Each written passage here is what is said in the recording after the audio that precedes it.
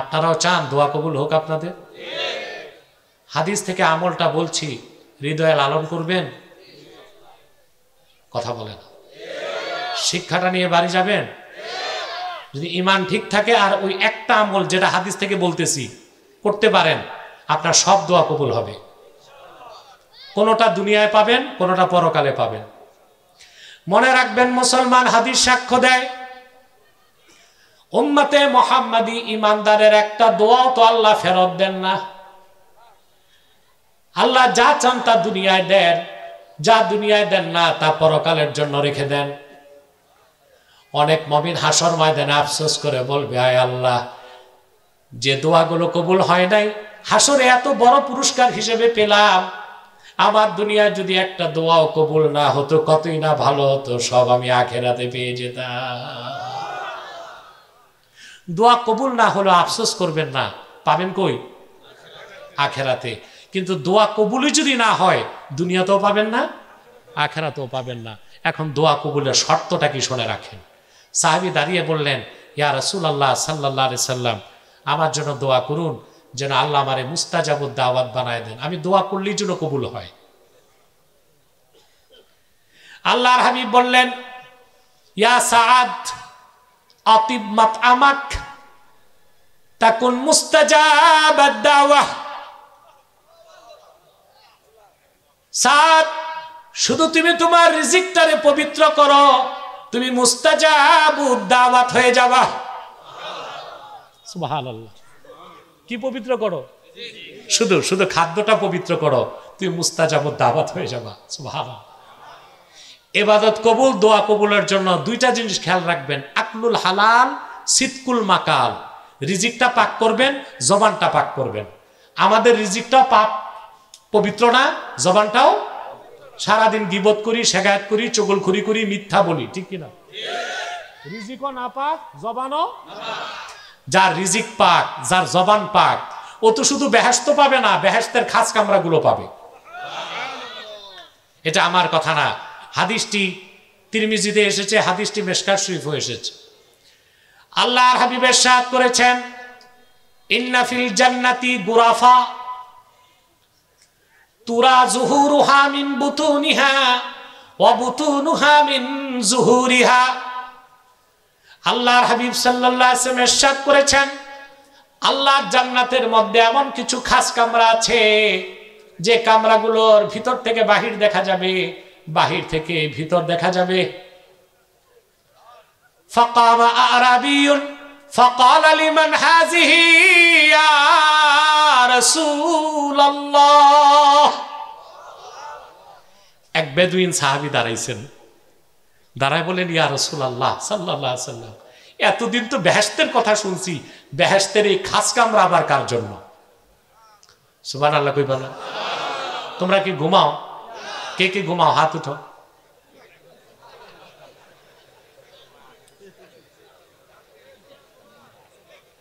আচ্ছা ভাই, আমি কি মাহফিলে না কবরস্থানে? তা আমাকে তো এনভায়রনমেন্ট সাপোর্ট দিতে হবে। মনোযোগ আছে তো? সাহাবী বললেন, ইয়া রাসূলুল্লাহ সাল্লাল্লাহু আলাইহি ওয়াসাল্লাম, বেহেশতের মধ্যে আবার খাস কামরা, এটা পাবে কে? আমার প্রাণপ্রিয় ভাইরা, তোমরাও কই কামরাগুলো চাও? বেহেশত চাও না বেহেশতের এই খাস কামরাগুলো চাও? কয়টা কাজ লাগবে বলবো? আল্লাহর হাবিব সাল্লাল্লাহু আলাইহি ওয়াসাল্লাম সাহাবীকে যে জবাব দিলেন, হাদিসটা বলছি, আমরাও শিক্ষা নিব।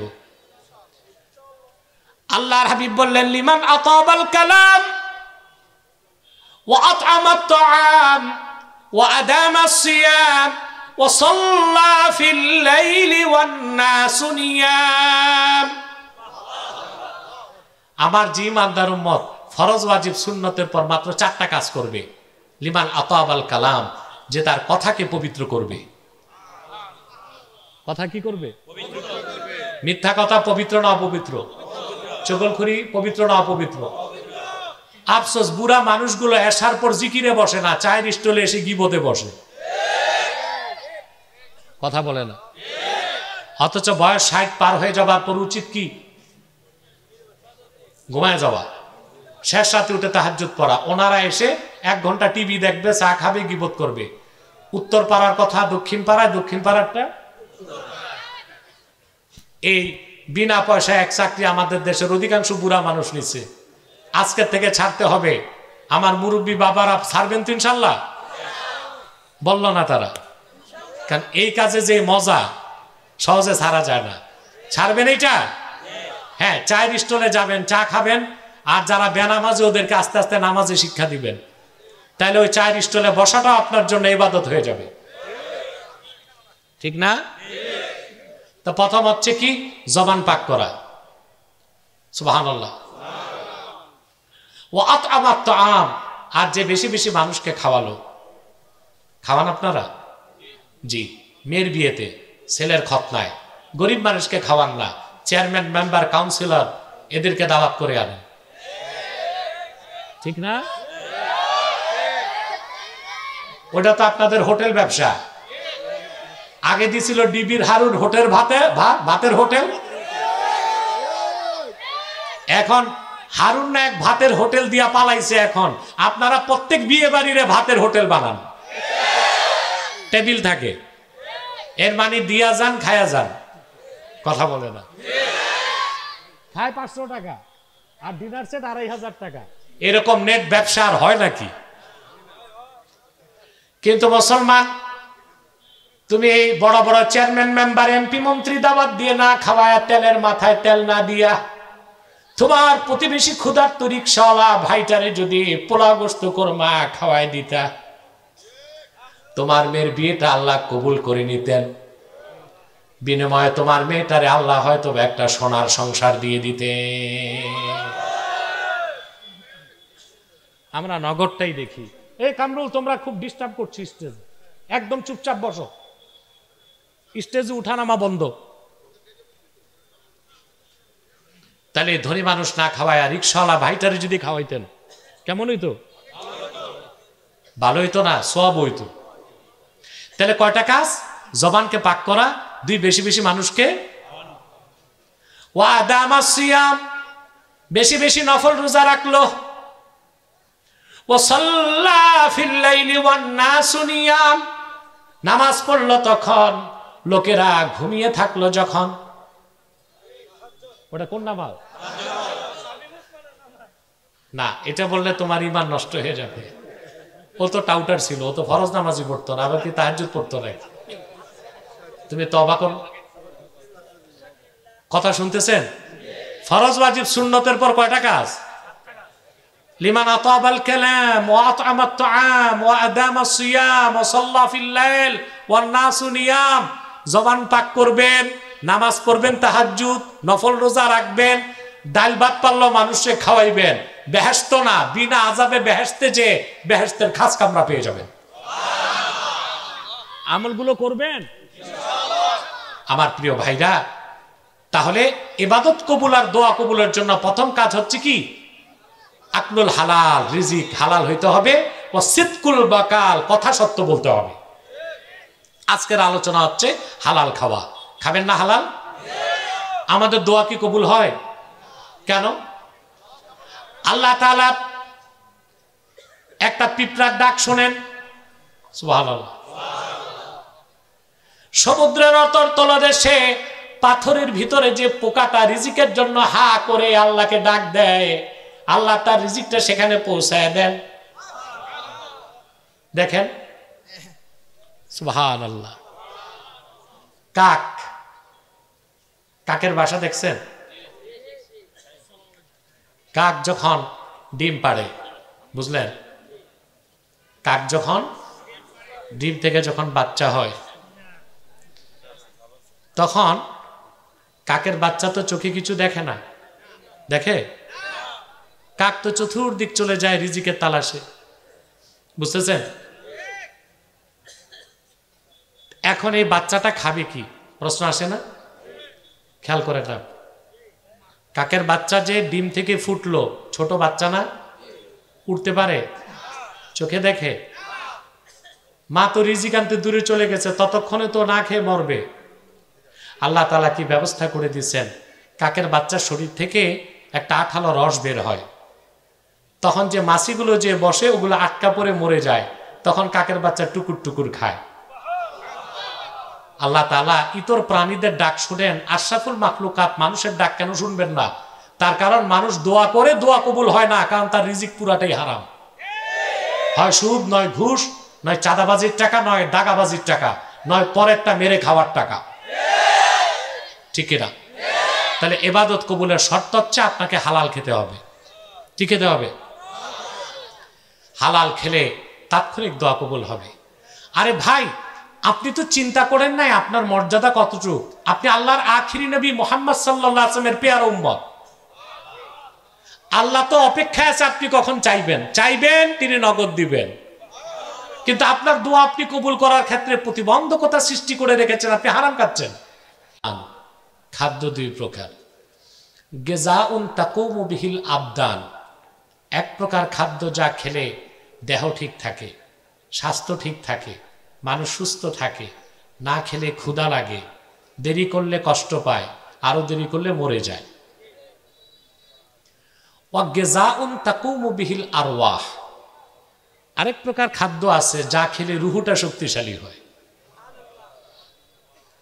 আল্লাহ রাব্বুল আলামিন মানুষের দেহটা সৃষ্টি করেছেন মাটির সারনির্যাস থেকে, সেজন্য দেহের যত খাদ্য আছে সব মাটি থেকে আসে। চাল ডাল গম আটা ফল ফলাদি শাক সবজি, কিন্তু রুহুটা এসেছে আসমান থেকে, রুহের খোরাকটাও এসেছে আসমান থেকেই। সুন্দরম কমিটি আপনাদের 3 দিন মাহফিল করে দিছে রুহের খোরাকের জন্য। সুবহানাল্লাহ বলবেন না? কথা বলবেন না কেউ, মাইক চলে না, দূরে চলে না, চলুক না চলুক, একটা মাইক চললো আমি চলবো। শুনতেছেন তো? সুন্দরম কমিটি আপনাদের রুহের খোরাকের ব্যবস্থা করছে কয়দিন? তো ওদের বিনিময়ে কি দিবেন? ওরা কিন্তু কেউ চেয়ারম্যানে দাঁড়ায় নাই, ইলেকশনের নিয়ত নাই, ওরা করছে আপনাদের সেবা। প্রাণ খুলে তাদের জন্য দোয়া করে যাবেন। যতদিন বেঁচে থাকে আল্লাহর জন্য তাদেরকে দ্বীনের সৈনিক হিসেবে কবুল করে নেন। এখন আমরা তো খুশি, বেজার শুধু শয়তান, শয়তানও বেজার, তার চেলা চামুন্ডারও বেজার। শয়তান এখন একটা চেষ্টা করবে মুনাজাতের আগে উঠানো যায় কিনা। মাহফিলটা এসা পর্যন্ত আমি বিদায় নিব, আমারই কথা ছিল মুনাজাতের। প্রতি বছর আমি মুনাজাত করি, বিদায় মুনাজাত। আমি জোর জবরদস্তি চেয়ে নিছি যে আমি আসবো, তবে আমাকে আগে বিদায় দিয়ে দাও। আপনি আবার এশার নামাজ পড়বেন, আবার বসবেন। আমাদের ভাই সভাপতি আয়াজ আহমদ সিদ্দিকী জুবাইরি জোনপুরি পীর সাহেব আসবেন, তিনি আপনাদেরকে নিয়ে মুনাজাত করবেন, মুনাজাত করে যাবেন আপনারা। শয়তান উঠাতে পারবে না তো? হাত তুলে দেখান, হাত লম্বা করেন, হাত লম্বা। আল্লাহ কবুল করুক, আল্লাহ মঞ্জুর করুক। আজকে আমরা তেলাওয়াত করেছি সূরা বাকারা থেকে। কোন সূরা বলুন তো? আমার সঙ্গে পড়ুন। যেন আমি অনুরোধ করব যে ভাইরা দাঁড়িয়ে আছেন, এখনো প্যান্ডেলটা ভরে গেছে, একেবারে কোনাতে একটু জায়গা আছে, আপনারা চলে যান। আমি জানি না আপনারা যারা দাঁড়িয়ে আছেন কারা কারা খান বাহাদুর আসানুল্লাহ নাতিপুতি। আল্লাহর হস্তে মাটির মানুষ, মাটির বসে যান, একজনও দাঁড়িয়ে থাকবে না, গেটগুলো ছেড়ে দেন, প্যান্ডেলে বসেন। প্যান্ডেলে বসে ওয়াজ শুনলে যে রহমত, ওটা তো দূরে আর দাঁড়ায় থাকলে হয় না। আসুন, তিলাওয়াতের মাধ্যমে আমি প্রবেশ করছি মূল আলোচনায়। আমার সঙ্গে আপনারাও তিলাওয়াত করবেন, যেন প্রতিটি শব্দের প্রতিটি অক্ষরের নূর আল্লাহ তাআলা আমাদের সিনায় বিকশিত করেন। পড়ুন। আউযু বিল্লাহি মিনাশ শাইতানির রাজীম। বিসমিল্লাহির রাহমানির রাহিম। ইয়া أيها الناس كلوا مما في الأرض حلالا طيبا ولا تتبعوا تتبعوا خطوات الشيطان إنه لكم عدو মুবিন। আল্লাহ তাআলা তার আখিরি নবী মুহাম্মদ সাল্লাল্লাহু আলাইহি সাল্লামের উপর অবতীর্ণ কোরআন সূরা বাকারায় শুধু মুমিন মুসলিমদেরকে নয়, গোটা মানব জাতিকে লক্ষ্য করে বলেন, ইয়া আইয়ুহান নাস, হে মানব জাতি, কুলু মিম্মা ফিল আরদে হালালান তাইয়্যিবা, এই জমিনে যা কিছু হালাল এবং পবিত্র সেটাই তোমরা খাদ্য হিসেবে গ্রহণ করো। ওয়ালা তাত্তাবিউ খুতুওয়াতিশ শায়তান, শয়তানের পদাঙ্ক সমূহ অনুসরণ করো না। ইন্নাহু লাকুম আদুউম মুবিন, নিশ্চয়ই শয়তান তোমাদের প্রকাশ্য শত্রু। লক্ষণীয় বিষয়, কোরআন শরীফে আল্লাহ যত ইবাদত দিয়েছেন মুমিন মুসলমানকে, হালাল খাওয়া ইবাদত না? যেটা ভাই ঠিক মতো কন। কিন্তু এখানে আল্লাহ মুমিন মুসলিমদেরকে শুধু বলেন নাই, বলেছেন হে মানব জাতি, অর্থাৎ কাফের মুশরিক বেঈমান অবিশ্বাসীদেরকে আল্লাহ বলেছেন হালাল খাও।